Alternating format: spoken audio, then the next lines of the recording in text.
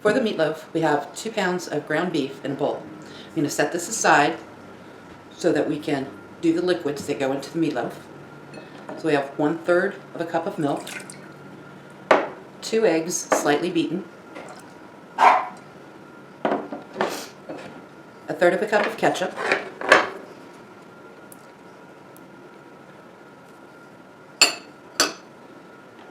some parsley and Italian seasoning, garlic powder, onion powder, paprika, and some pepper. We'll mix that together. Add the liquids and the spices.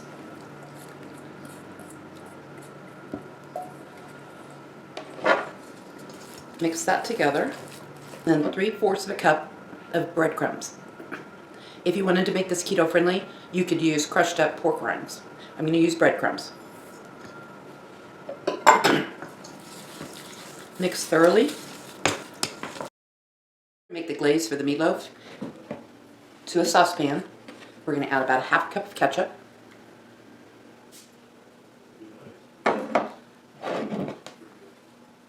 about 2 or 3 tablespoons of brown sugar, a teaspoon of white vinegar,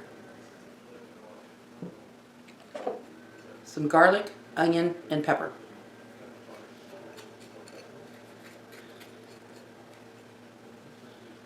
And stir it together, and then I put it on the stove and let it come up to temperature so that that brown sugar will melt into the ketchup.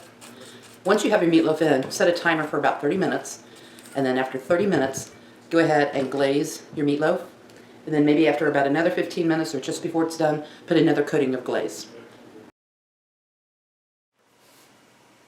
Let's make the green beans. In a pan, I'm going to add some diced up bacon and allow that to cook until it's almost crispy brown but not quite. So this will take a few minutes and we'll come back. So the bacon's been frying. We've got a nice buildup on the bottom of the pan. You can drain that grease or you can leave it in there. It doesn't matter. I usually leave it in there. Next we're going to add some onion, diced up onion.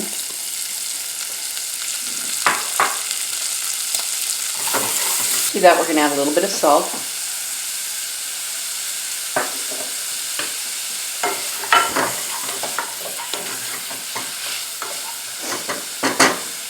We're going to let that cook for a couple of minutes and let those onions soften. Now that the onions have softened, we're going to add a can of green beans. Stir them around, scraping the good stuff off of the bottom of the pan.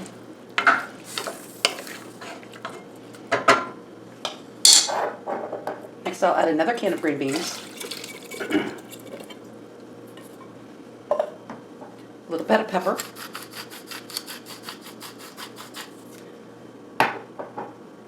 And about a teaspoon of brown sugar. We're going to set this on the back burner and let these simmer for a while. For dessert, we'll be having a cherry cobbler.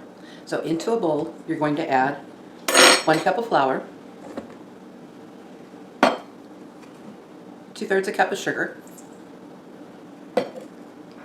some baking powder, 1 cup of milk. Mix thoroughly. We're going to pour the batter into a pan that has about 2 tablespoons of butter already melted in it.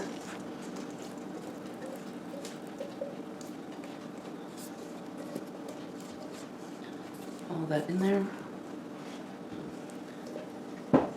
And then using a spoon, you're going to top with the cherries. These cherries were not sweetened, so I added about 2/3 of a cup of sugar to them. Just drop them on top. Don't mix it in. Once you have all the cherries in there, you're going to bake this at a 350-degree oven for 20 to 30 minutes.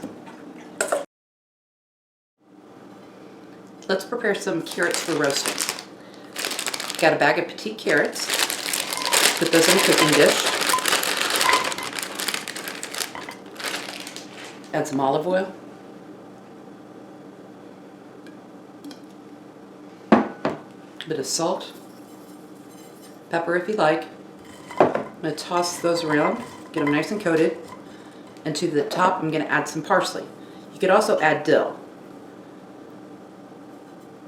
I'm going to set these aside, and when the meatloaf is about done, 30 minutes from being done, I'll also place these in the oven with the meatloaf. The meatloaf's ready for its first glaze. I'm going to take this opportunity to get an internal temperature to see about where we are.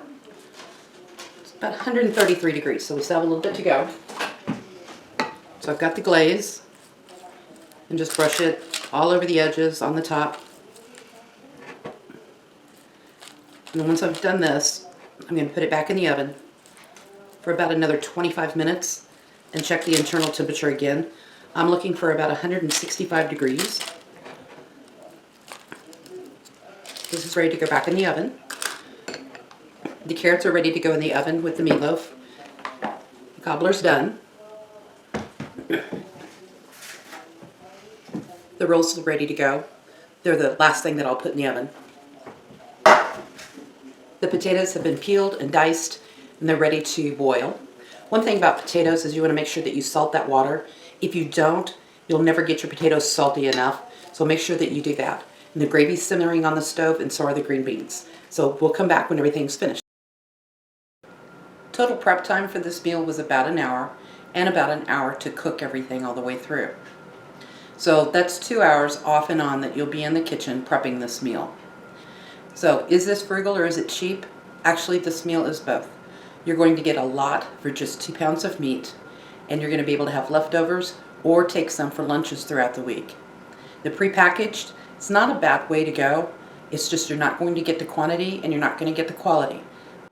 Don't forget to like and subscribe, and if you have any questions, leave them in the comments section below.